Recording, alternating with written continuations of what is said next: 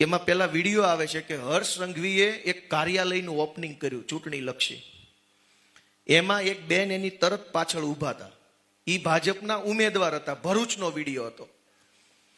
Harsh Sanghavi ribbon કાપી, પાછળ બેન ઉભા ઉભા તાળીઓ પાડતા હતા. રિબિન કાપવાનો પ્રોગ્રામ પૂરો થયો પછી એક મીડિયા વાળાએ પૂછ્યું કે બેન આપણા રાજ્યના ગૃહમંત્રી કોણ છે? તો બેને 10 મિનિટ વિચાર્યું. ઈ ભાજપના ઉમેદવાર છે. હમણાં હું ફેસબુક પર વિડીયો મૂકીશ, મારું ફેસબુક ખોલીને બધા જોઈ લેજો, તમને નજરે જો. જેને રાજ્યના ગૃહમંત્રી કોણ છે ઈ ખબર નથી, તોય આપણો વિકાસ.